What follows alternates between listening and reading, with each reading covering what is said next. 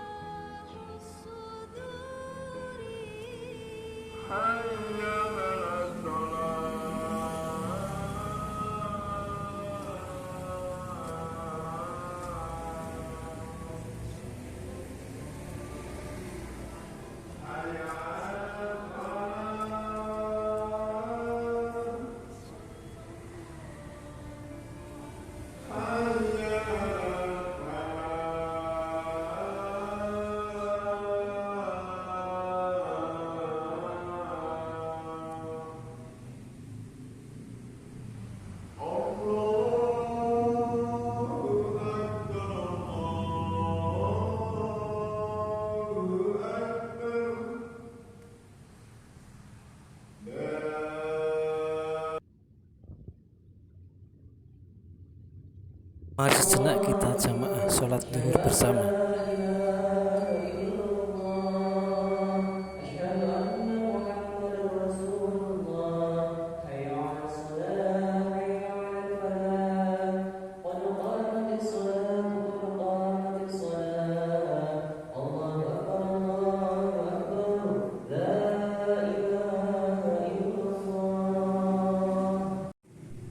Sholat jamaah zuhur telah selesai, dilanjutkan sholat ba'diyatan zuhur.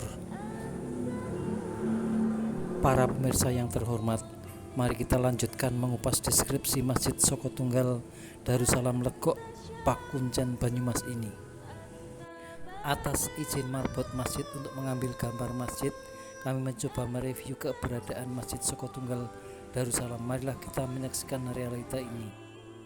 Halaman masjid terlihat cukup luas dan telah dilapisi dengan blok paving sehingga terlihat rapi. Masjid Soko Tunggal Darussalam Legok Pakuncen Banyumas berada di atas ketinggian 287,843 meter di atas permukaan laut sehingga terasa sejuk. Masjid Soko Tunggal Darussalam dibangun di atas tanah seluas 20 meter x 13 meter dengan tinggi bangunan 3,25 meter dan memiliki bentuk segi 8, terdiri atas 5 sisi di bagian serambi depan dan 3 sisi di bagian utama masjid. Tiang penyangga utama masjid ini menggunakan sebuah tiang beton aduan terbuat dari semen, kapur, pasir, semen merah, dan batu kali. Tiang penyangga yang hanya satu dan berbentuk segi 8 ini disebut Soko Tunggal, yang mempunyai makna adanya Tuhan yang Maha Esa.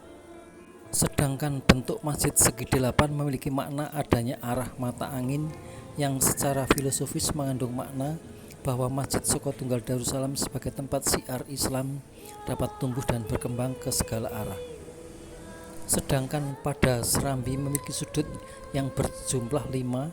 Hal ini sedang pada sisi tembok yang memiliki 3 dinding melambangkan 3 kerukunan umat beragama, yaitu hubungan antara manusia dengan Allah Subhanahu wa Ta'ala, hubungan manusia dengan manusia, dan hubungan manusia dengan alam lingkungan. Pintu serambi depan terdiri dari 3 pintu melambangkan sedekah jariah, ilmu yang bermanfaat, dan doa anak soleh. Sedangkan struktur ruangan Masjid Soko Tunggal Darussalam terdiri dari bangunan utama. Bangunan utama atau bangunan induk Masjid Soko Tunggal Darussalam terbagi menjadi ruang utama atau induk masjid, serambi, dan tempat wudhu. Bangunan induk ini berbentuk segi panjang yang terdiri dari beberapa ruangan, yaitu ruang utama, ruang samping atau emperan, ruang pengimanan atau mihrab, dan gudang. Bangunan lainnya selain bangunan utama masjid di lingkungan Masjid Soko Tunggal Darussalam Pakuncen, terdapat beberapa bangunan lain seperti Kantor Urusan Agama atau KUA, Kecamatan Pakuncen, Kabupaten Banyumas, TPA Darussalam, dan Sendang Wareh. Bagian-bagian Masjid Soko Tunggal Darussalam Pakuncen meliputi ruang utama atau induk masjid terhadap mihrab atau tempat imam, dilengkapi dengan mimbar yang terbuat dari kayu. Mihrab diapit oleh 2 ruangan di samping dan kirinya. Selain itu terdapat serambi di bagian depan yang disangga oleh 4 soko kayu. Jendela serambi masjid didesain seperti soko-soko kecil bernuansa ciri khas masjid.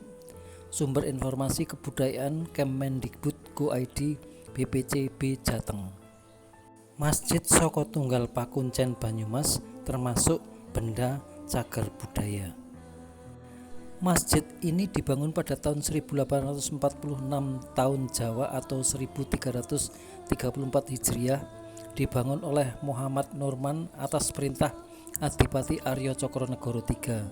Data mengenai pembangunan Masjid Soko Tunggal Darussalam ini berdasarkan deskripsi berhuruf Arab yang terdapat pada lambang atas pintu ruang masuk utama yang berbunyi 6 Suro 1846 Pangadego Masjid 16/11/12 Legok Keranggan Aji Barang Hijriah 1334 Yoso Dalem Kanjeng Bendoro Hadi Mas Tumenggung Hadipati Cokronegoro ingkang jumeneng Adipati ing Nagari Purwokerto Banyumas, Penghulu Hakim Muhammad Hadirjo Purwokerto.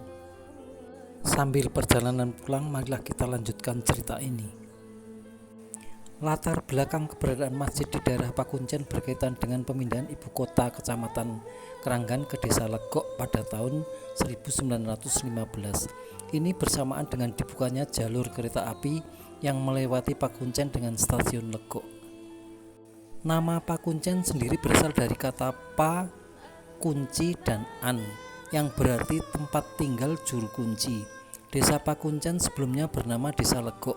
Menurut cerita, dahulu di batas Desa Legok merupakan tempat wafat dan dimandikannya Amangkurat I yang dimakamkan di Tegal Arum. Tempat tersebut kemudian dikeramatkan dan dijaga oleh juru kunci yang berasal dari Desa Legok, sehingga nama Legok berubah menjadi Pakuncen. Sejarah perjalanan Amangkurat I sebagai berikut. Susunan Amangkurat I 1618-1619 sampai 13 Juli 1677 adalah penguasa monarki Mataram keempat yang memerintah dari tahun 1646 hingga meninggalnya pada tahun 1677. Pada masa pemerintahannya, ia harus menghadapi beberapa kali percobaan penggulingan kekuasaan dan pemberontakan Trunojoyo. Akibat kebijakannya yang menyebabkan ketidakpuasan internal kerajaan, pemberontakan berhasil menduduki Keraton Pleret, memaksa Amangkurat I melarikan diri untuk meminta perlindungan VOC, tetapi meninggal dunia ketika dalam perjalanannya. Amangkurat I meninggal di Wanayasa, suatu desa di Banyumas Utara, ketika dalam pelarian dan berwasiat agar ia dimakamkan di dekat gurunya. Lokasinya kini ada di Pasarian Adiwerno Tegal. Karena tanahnya berbau harum, daerah tempat Amangkurat I dimakamkan dijuluki Tegal Arum atau Tegal Wangi. Dengan demikian Amangkurat I dijuluki dengan nama anumertanya Sunan Tegal Arum atau Sunan Tegal Wangi. Sunan Amangkurat I atau Sunan Tegal Arum lahir pada tahun 1618 atau 1619 dengan nama kecil Raden Mas Sayyidin. Beliau adalah putra dari Sultan Agung dan cicit dari Panembahan Senopati. Demikian cerita ini kami sampaikan, semoga bermanfaat dan menambah wawasan kita. Jika ada tutur kata dan tata naskah yang tidak benar dan kurang sempurna, kami mohon maaf. Dengan niat hanya bermaksud untuk mendokumentasikan sejarah para leluhur kita agar kita sebagai generasi penerus bisa meneladani jasa dan perjuangan nenek moyang kita. Akhirul kalam walahul muwafiq ila hafamit thoriq. Wassalamualaikum warahmatullahi wabarakatuh. Sampai jumpa kembali pada wisata religi berikutnya. Terima kasih.